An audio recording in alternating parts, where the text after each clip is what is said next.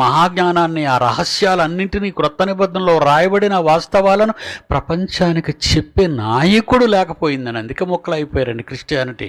మళ్ళీ ఎవరెవరికైనా పడదండి, మీకు తెలుసా? పోని ఒక బాప్టిస్ట్లో ఉన్నారనుకోండి ఎవరైనా, వాళ్ళందరూ బాప్టిస్టులుగా మళ్ళీ వాళ్ళలో వాళ్ళకి ఐక్యత ఉండదు. మళ్ళీ మాల బాప్టిస్ట్ క్రైస్తవులు, మాదిగ బాప్టిస్ట్ క్రైస్తవులు, అగ్రకులాల బాప్టిస్ట్ వాళ్ళు చూసారా, ఒక దాంట్లోనే మళ్ళీ ఫెలోషిప్లు, మళ్ళీ ఒక దాంట్లో మొక్కలు విడగొట్టేసిందండి. ఇంకా మరి దేవుని దగ్గరికి తీసుకురావడం అంటే అలాంటి వాళ్ళని ఎంత కష్టమో నా జీవితంలో నేను నేర్చుకున్న పాఠాలండి. ఏమండి మేమేదో మరి మా తాత తండ్రుల నుంచి అందులో ఉన్నామండి, మేము ఇప్పుడు బయటికి రాలేమండి, దయచేసి మీ బోధ మాకు వద్దండి. నా బోధ